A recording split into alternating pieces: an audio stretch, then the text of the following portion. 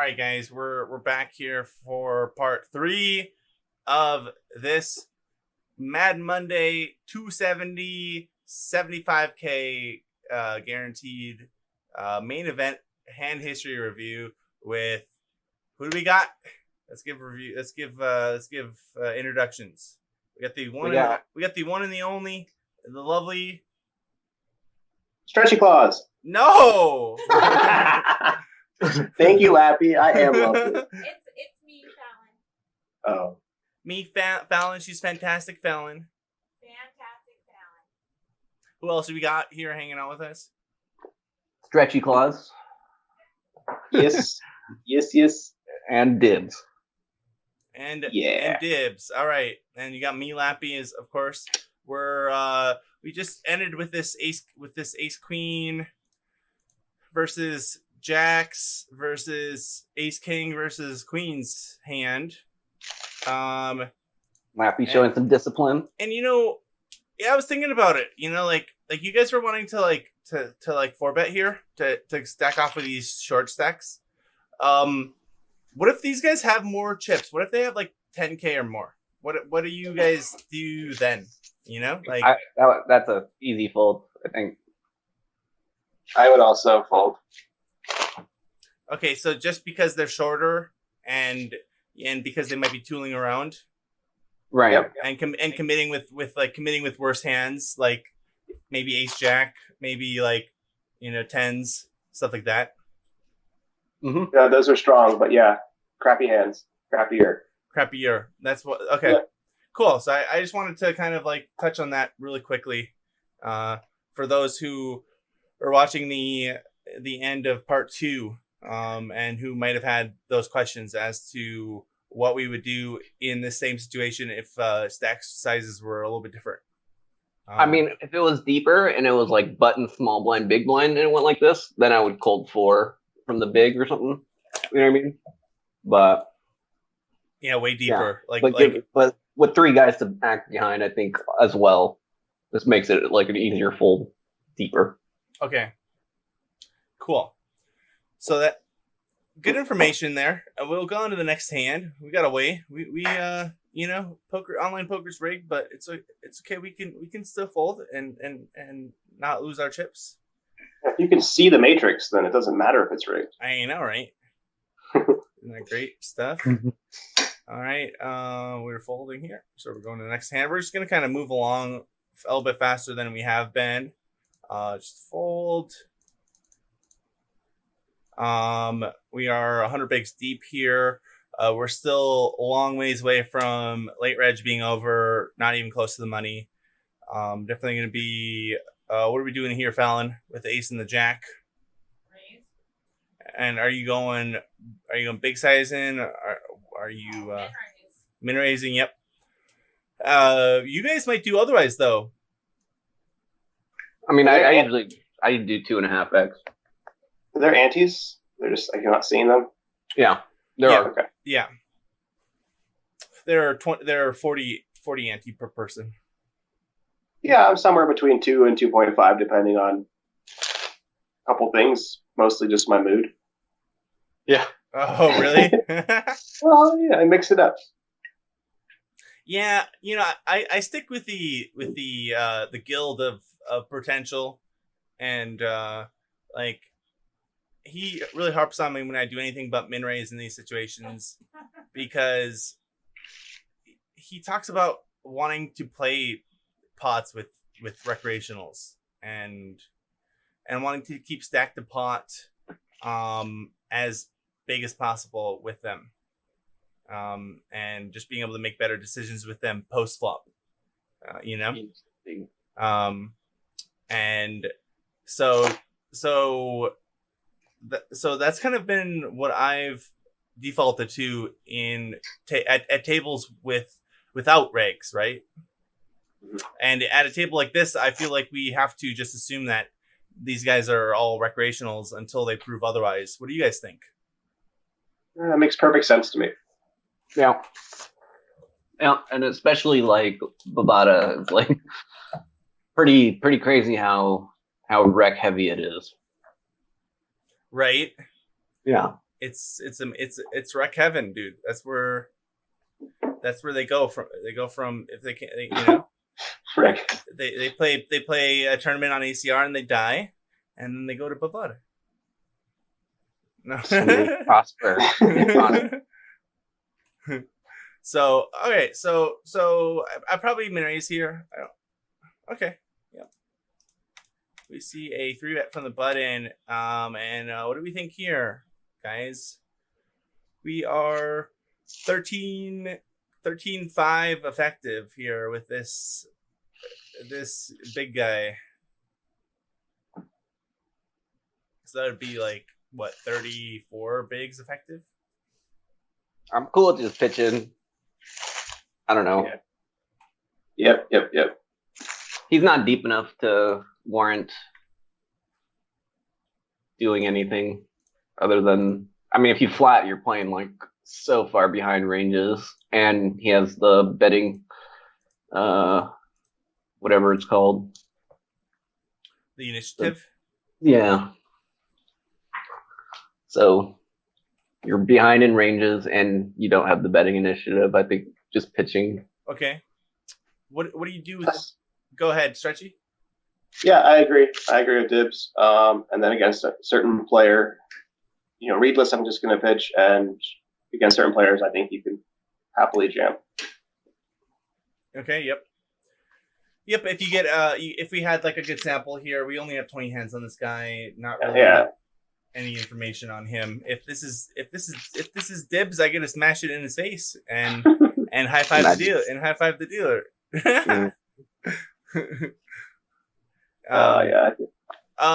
What do you do here, guys, with Ace Queen? Ace Queen suited. Ace Queen suited, I would flat. I don't know if I have 4-bet. I could flat. Yeah. Take it post flop. I might even flat ace jack. Ace jack suited. Yeah. I might. Fallon's thinking about I wouldn't be mad. I wouldn't be mad at flatting ace But jack I suited. play bad, so. Nah, that's ace jack suited. Yeah, I wouldn't be mad at you. I wouldn't be mad at you. So Stretchy just loves folding here. I love it. I just, Unless this is Christine Poker. I'd fold versus Or do you fold versus Christine Poker? You think so? I would. Yeah. Versus You'd fold ace queen suited, you said, Stretchy? No. I'm talking about ace jack off. Oh, okay. I was like, damn, you're crazy. I am crazy. Yeah, that's a little too. I mean, I'm nitty, but I'm not that nitty. Stretchy's like, I'll fold everything here. Like, just wait for aces or Lappy. Fuck me. Oh. So I probably to the muck. That's where you're going. I probably just fold here. What a river card, Fallon. That's a great card. Yeah. What did you go, half pot? No, more. Yeah, we just fold. Good fold. And yeah, I agree with the flatting, ace queen suited, and ace jack suited is close as well. Just because we think we can make better decisions than our opponents post flop. So alrighty. And I don't think we're completing here. Yeah. Just want to kind of see what these people are. They lead 1/6 pot here with bottom pair. Yeah, he's betting for value here. I don't like to get into the mind of Agreed. these decisions. Just like random number generator shit. I don't. Right? Yeah. I see stuff like this and I'm like, oh, so I don't have to fold against this. Right? Just come on. We'll go next hand. Fold here. What do you guys do here? What under the gun open off of 20 bigs. And we have the with ace five suited, I kind of know what I would normally do here, but it's interesting because this isn't the everyday normal spot.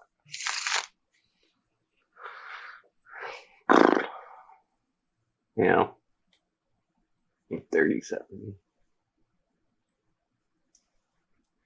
I'd usually just fold versus that stack size and opening from where he's opening, but I think it's pretty ambitious to do anything else.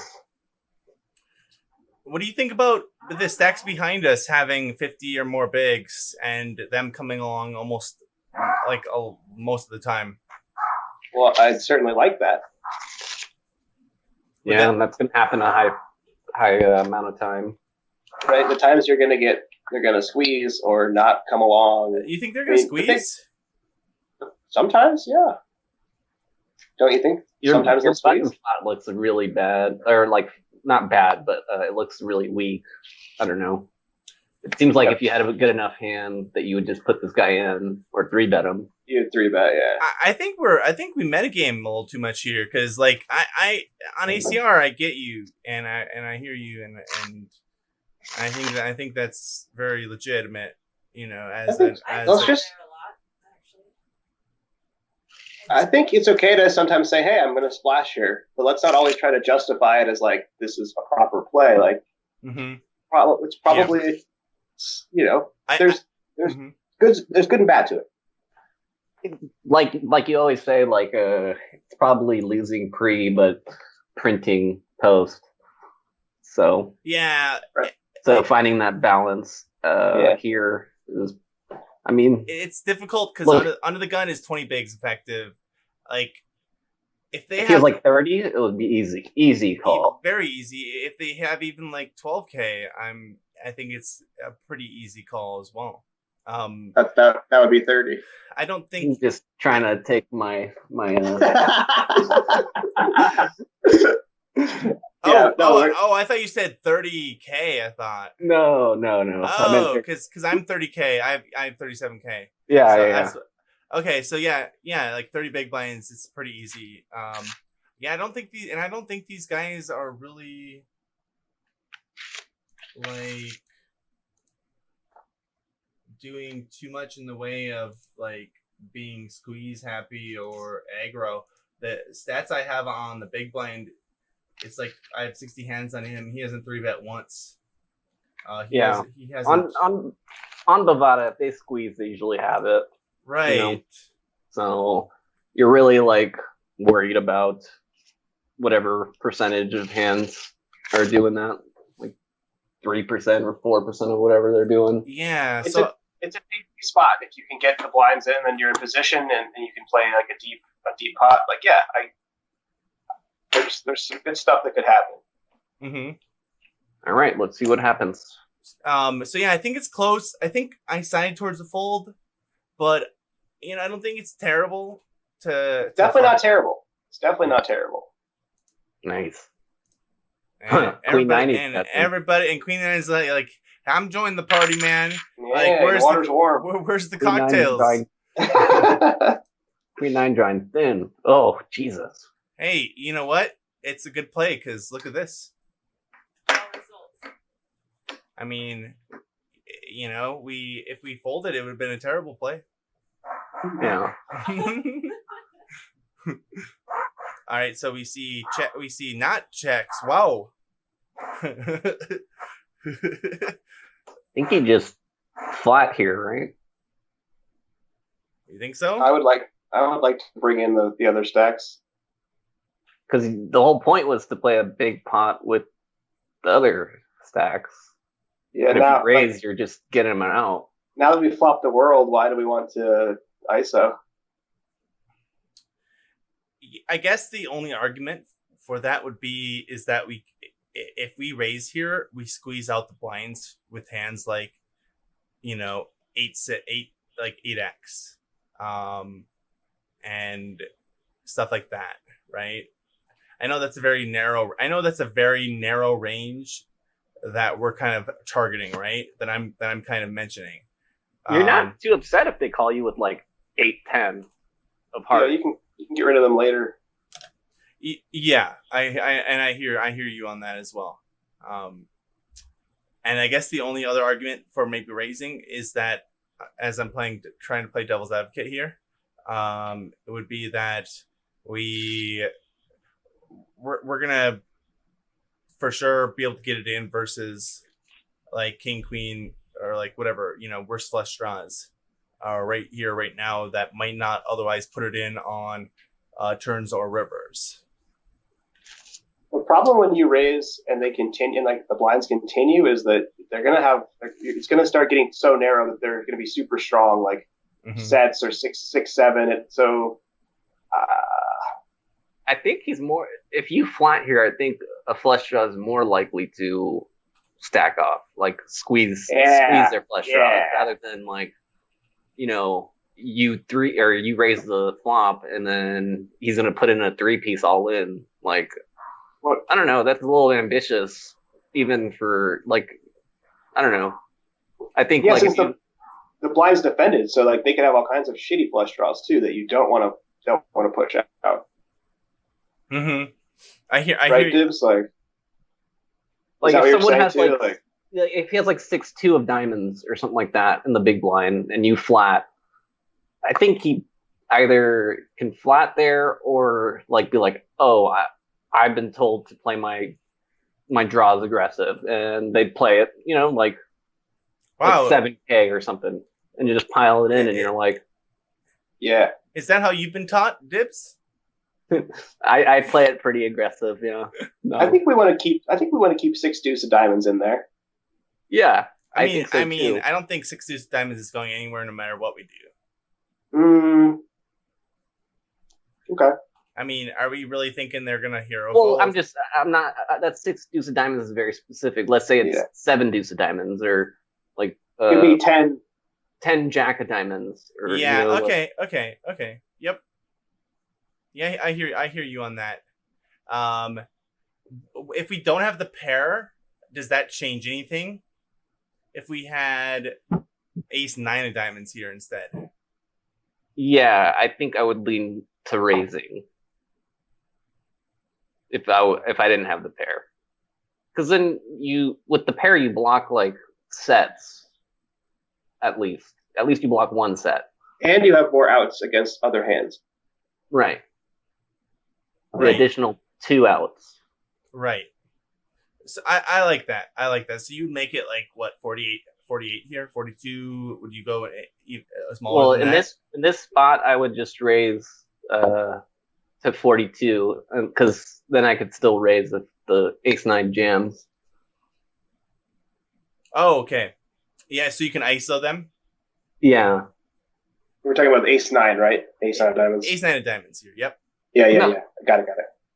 Well, in this specific hand, though, because I would make it 42 because the initial better has 63. So you're saying if we're going to raise here. Right. Okay, yep. Okay. Yeah, I think I probably raised, but the more that we talk about it, the more that we discuss this situation, the more I like just a flat, actually. And yeah, I don't really, foresee.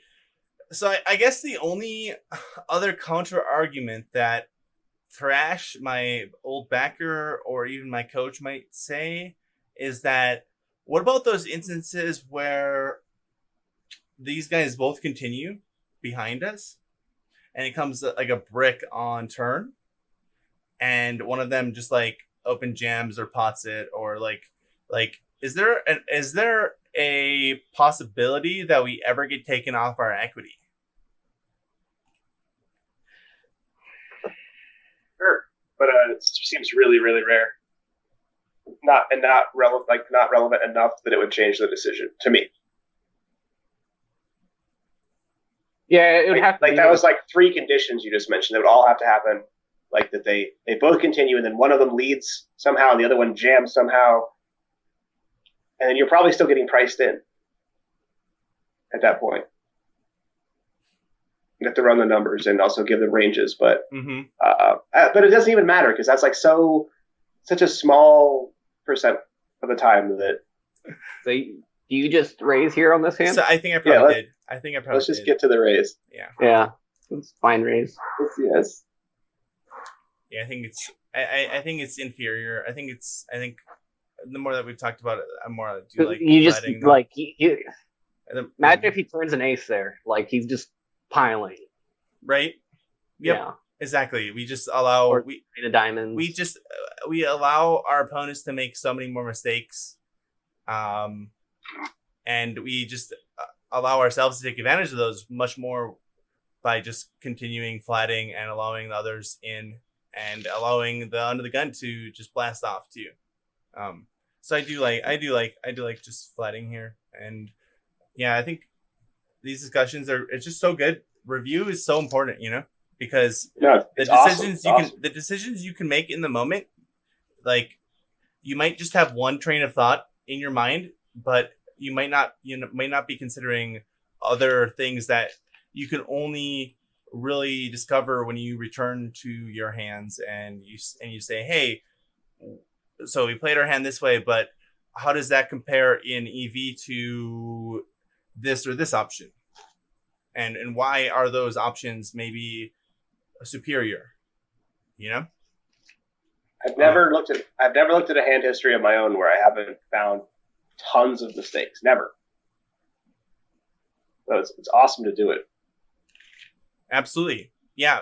Even if you're like, man, I really loved my play from this tournament, like you can still go back and find a lot of even small spots that you're like, like I don't know, I don't think I like check raising in that spot or whatever. Like it didn't cost me the tournament this time, but it could cost me next time. Right.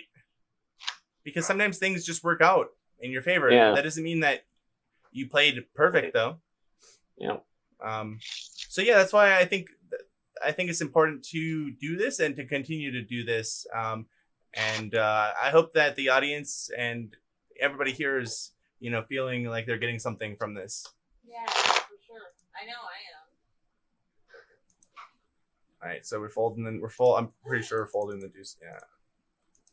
Ace 10 suited can be opening min raise here. We see an all in. You get a flat by Jack 5. Yeah. No, I mean, why not throw the nickel in? Or the dime. I just actually saw a tweet from Doug Polk about what we're just talking about, where he says, like, one of the biggest differences between players and successful ones is accepting responsibility for mistakes. Players stuck always have a reason why they're right. Players that make it to the top are always looking for a reason why they might be wrong. And I think that's so true. Yeah. You have to look critically at your own game, and you have to, like, humble yourself and be like, yeah, maybe, you know what I mean? Like, that's such an important part of a poker player arsenal that a lot of people don't do or don't have the ability to do. Right. And I'm sure for you guys, at least for myself, there was a time where I thought I was like the best poker player in the world. And I was like God's gift to the whatever. And like, it was that comes from such a really bad and unproductive and unconstructive place, and I'm really glad. There are some good ones. I'm really glad that I'm not. I'm really glad that I did get humbled, and I did realize exactly where I was at and the mistakes I was making and how I needed to improve. And I gained that hunger to, and that drive to improve and to be the best that I can be.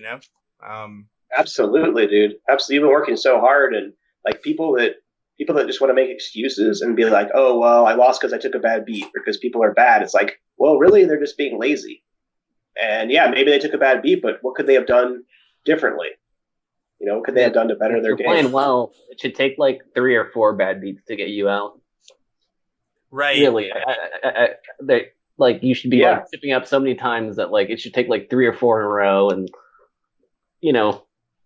that's what I noticed. You should be taking a bunch of bad beats because you're playing well and you're getting in good. So of course you're going to take bad beats.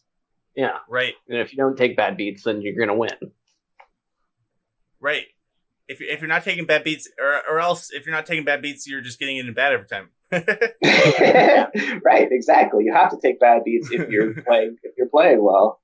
I'm being a station this morning. Are you? Although I think what Dibs is saying is just like, that low variance, like just finding those good spots to just chip up with no risk. Yeah, for sure. That's great. I mean, these tournaments get shallow at the end, and there's just nothing you can do. But early on, there's a lot of good spots. Yes, and spots that if that, you look later in Bovada, you can open so light, just because they're all playing so tight late in these tournaments. I don't know. They're like 18-10, and you're like, you're not calling anything. Yeah, I'm opening off of 10 bigs, man. Like, yeah, you don't need to open shove as much. So you're calling off this spot? Yeah, this is a close spot.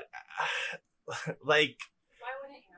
I feel like this range should be aces. This range should be pretty tight overall, but is it really that tight, Dibs? What do you think about this guy's range?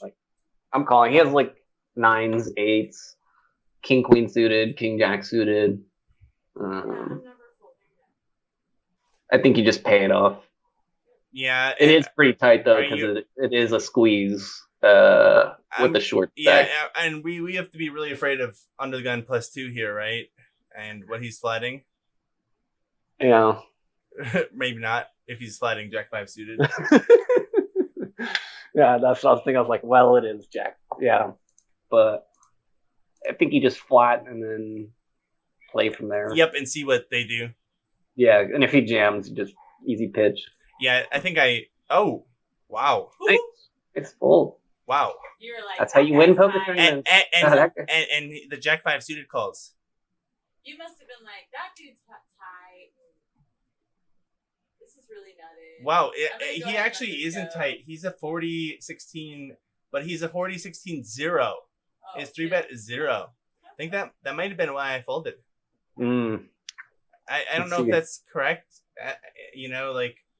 but maybe I got a read on him and made the correct fold in the moment, Even if in this spot I would normally call, I maybe found something to find a fold, Lappy, what was the hand you folded? Oh, ace 10 nice off. Yeah. Mm-hmm. Knowing you, that's what happened. You probably stretchy Jack 5 calls. Spoiler alert. Yep. Calls and wins? I don't know. Oh. So close. He's like, man, I run bad. Always the sweat. Okay, we get a couple of limps here. What would be so? I know we have 8 deuce off here, but my question is for you guys. We want to branch our range here, right? We want to have some checkbacks, but we also want to have some raise calls, and we also want to have some raise folds. What is the bottom of our raise fold range here? I think with this hand, it's not a bad candidate, but I just enjoy being suited a little bit more than just like kind of throwing money in there. I'd rather be like 8 deuce suited and then raise folding. Maybe I'm wrong. No, I agree with you. I like taking some of those shittier rag suited combos and squeezing here. I just feel like 8 deuce is. You might. I just feel like you're going to have to play a pot post flop with this. Yeah. Unless you go really big. And it's going to be really tough with 8 deuce.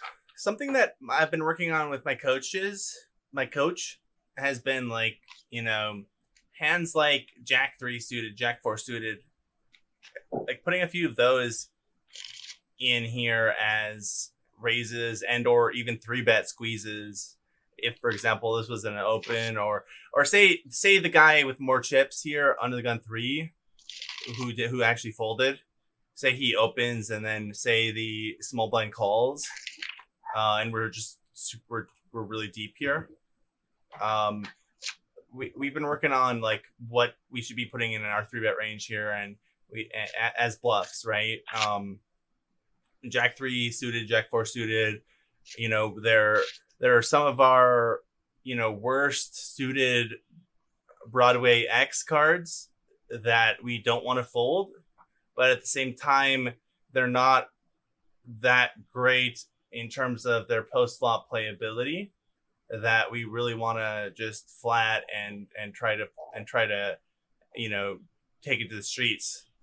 So I don't know what you guys think about that, but kind of thinking about putting those hands in our squeeze range in this spot too.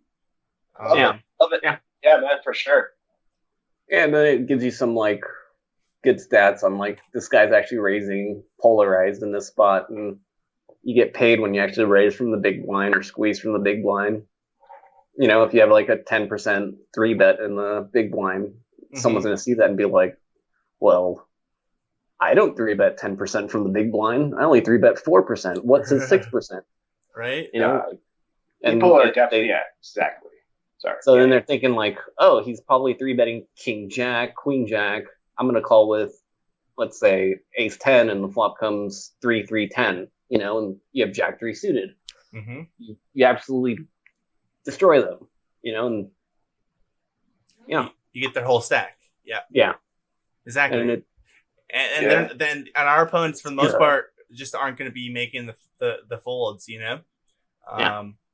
especially given reputations too, like on ACR, like people just don't fold to me ever.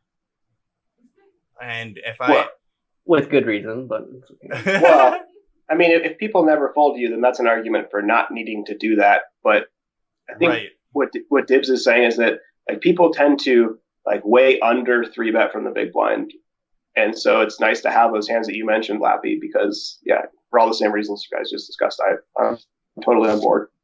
Is that what they discussed as kind of like a linear approach, where you have like, when it comes like 3-3-4 or whatever, or 5-5-6, 3-betting parts of your range that actually do cover the whole spectrum of the matrix, so you having deuces in your range, having threes in your range, 4s, 5s, 6s, 7s, 8s, covering the whole like the whole of all board textures, I guess is what I'm saying. Is that what that's called? Is that the linear approach, or what's the correct verbiage for that? I'm not sure what the right term is. I'm not sure if that. I think linear and polar are different, but I don't know exactly what the. Yeah, because I think that's what that is. I think that is what the linear approach would be. Don't quote me on it exactly, but I know that I've heard that term thrown around a couple times, and I'm familiar with the concept, even if I'm not familiar with the exact term for it. I know having like board coverage on things like that, like having the ability to have board coverage, but I don't know about linear and polar. I feel like linear is like when you 3-bet linear, it's like, you're 3-betting your good hands, and then you're polar with like, those hands that hit like 4-4-7, and you have like 4 king, you know what I mean? So you'd be polar there, and then linear like would be like you're just like going like ace jack is a good hand, so I'm gonna 3-bet that. Is linear where you're 3-betting ranges that that dominate your opponent's opening ranges in certain spots? Right, if a fish opens, you're gonna be linear if you're 3-betting. Let's say like Stretchy opens. I think he's a good player. I'm not gonna 3-bet him. Phew. I'm not gonna 3-bet him with ace jack out of the big blind. But let's say Robbie Neuro opens and he's like super loose, and I have ace jack in the big blind. I'm gonna 3-bet linear there and polar versus Stretchy. Does that make sense? Yeah, I hear you on that. Because I'm gonna have Robbie Neuro dominated, while I might have Stretchy dominated once in a while with ace jack. You know what I mean? Hey, what are we talking? Hey, are we demeaning Robbie Neuro here? Stretchy. I mean, we are. He's a legend. Someone's mom is going to be in chat here on this YouTube video. Oh no! Saying, "Hey, why are you taking advantage of my Robbie?"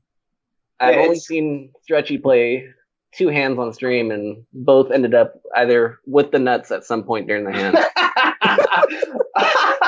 I think it goes back to that same thing about playing against good players and playing against against fish. And you can play linearly against bad players, but if you do that against good players, you'll be taken advantage of because you're including some of your like medium strength, strong hands. And then you can be put in very difficult situations. Yeah, so not having certain parts of... Yeah, just like basically taking your range and saying like, I would rather like take this part of my range that is maybe like the worst part of my 3-betting range and turn it into like the strongest part of my calling range, if that makes sense. Okay. Like take that same situation, like if I 3-bet stretch you with ace queen off from the big and he 4-bets me, now I have to fold a really good hand. But in the case of, let's say I have queen 3 suited, I don't have to fold a good hand and it's an easy decision. Like, here, take it. Wait, what? You're saying queen 3 suited isn't a good hand? Depends on the board. Right? But I mean, it's a much easier, much easier decision. Yeah. Instead of like putting yourself in a bad spot, which a lot of players do.